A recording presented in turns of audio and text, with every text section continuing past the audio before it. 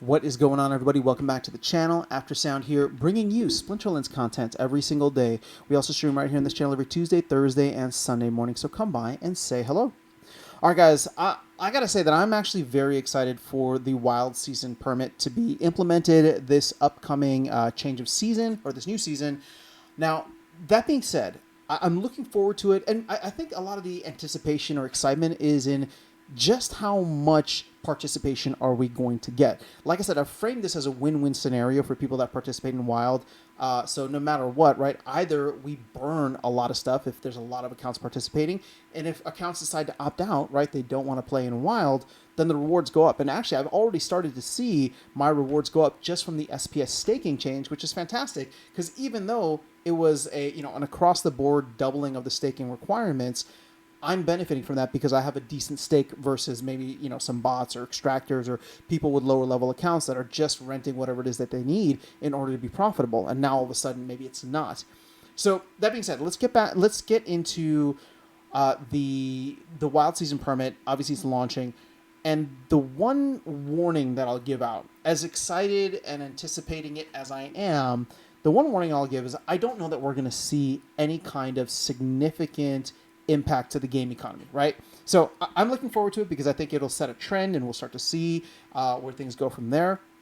But if people think that it's going to be a one-stop shop solution, I don't think it's going to be that. And it's definitely not going to be an overnight impact in that sense. Now, what do I mean by that, right? If you look at vouchers and DEC right now, you can see that vouchers, or well, let's start with DEC. DEC is 66%, 67%. So it's like 33% down from its peg, right? So it's at 66% of its peg.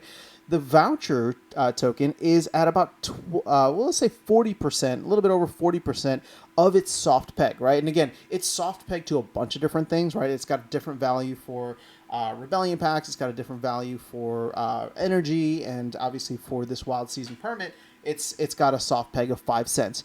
So that being said, if we look at this, it doesn't make sense for anybody to be spending money on DEC, or spending DEC, I should be saying, to buy the wild season permit. That should all be coming from vouchers at this point because the discount is significantly higher. If you have DEC already, just trade it for vouchers. You can do that on Hivenger, you can do that on BSwap, TribalDex, whatever it is, and you'll be able to get that benefit.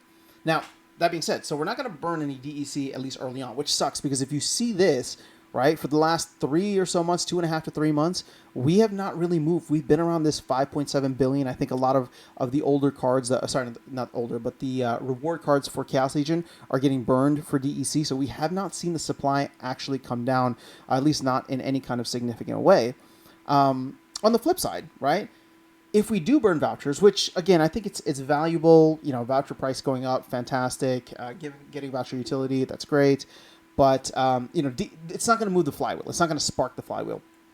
Now, if you see here, we are at 12.3 million vouchers. Now, the lowest that I ever think I saw this might have been in the 10 million voucher range, right? Definitely saw it in the low 11 million, right? 11.2, 11.3, might have gone lower than that very, very briefly for a period of time after the energy kind of update came out, and it just made so much sense to pay or use vouchers for energy, especially for people who are at the higher levels. Now, that still might be the case, right? I haven't done the math on that in a while. Obviously, SPS is not anywhere near where it used to be. In fact, it's almost down 50% from its recent all-time low, which is kind of sad, but it is what it is, right? So with SPS being down, obviously vouchers being down, we may not see as much burn for energy. But my point with this is, let's say Matt's estimate of 20% of the active accounts that are in Wild, so 15,000 accounts decide to pay for it. And let's say they all pay for it in vouchers. That is good in the sense where we go voucher neutral at that point. So people would no longer, we would no longer be minting more vouchers than we would be burning, right? It would actually be even in that amount. It'd be 40,000 per day. It would be 600,000 for the entire season. And again, 600,000 divided by 40,000 is 15 days, right? So roughly we get two seasons per month. So that would take us down immediately day one to 11.7 million vouchers, which again, I don't know. We've definitely had low voucher prices even when we were in the low 11 million. So there could be a period of time in which it I don't know how else to say it. There could be a period of time where we just stay voucher neutral for a while and nothing impacts DEC, nothing impacts vouchers, and we just have to hope that there are either packs being purchased, right? Energy being purchased, or whatever else people can use vouchers for that end up being the thing that gets us to be more and more voucher negative rather than voucher positive, right? We're not having an increasing supply. We'd start to have a decreasing supply. Now, again, that's all assuming that there's 15,000 accounts. If there's more, fantastic. If there's not, well, you know how that story goes.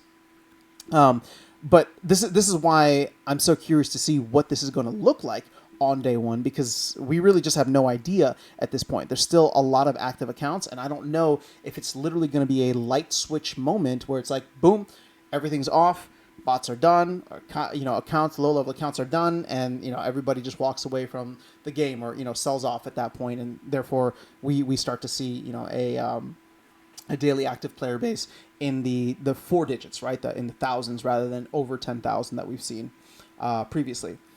So that's what I'm trying to get at here. I'm just trying to provide a little bit of a warning for folks because, again, as excited and anticipating it as I am, I don't know that we're going to see the effects and impacts right away. My hope is that we will, right? My hope is that maybe we will see us being voucher negative, which would be fantastic. And even more so if, there's more accounts that are coming through, we could start to see voucher price rising rather quickly to that rough peg, right? To that peg. But, overall, we'll have to wait and see how things go. Like I said, I just want to put that out there. That's all I really have in this video. But let me know your thoughts in the comments below. What are you thinking? I mean, where would you put us? Are you over or under that 15,000 estimate that Matt had? And how would you, how would you see this playing out? For me, I think it's still going to be part of a long grind until we can get more players into the mix. But with the current player base that we have now, I'm using that 15,000 as a benchmark. But I don't know what's really backing it. So I'm curious to see what other people might have to say about that. So that's all I have in this video. Let me know your thoughts in the comments below. Otherwise, I'll catch you all in the next one and see you around the game. Take care.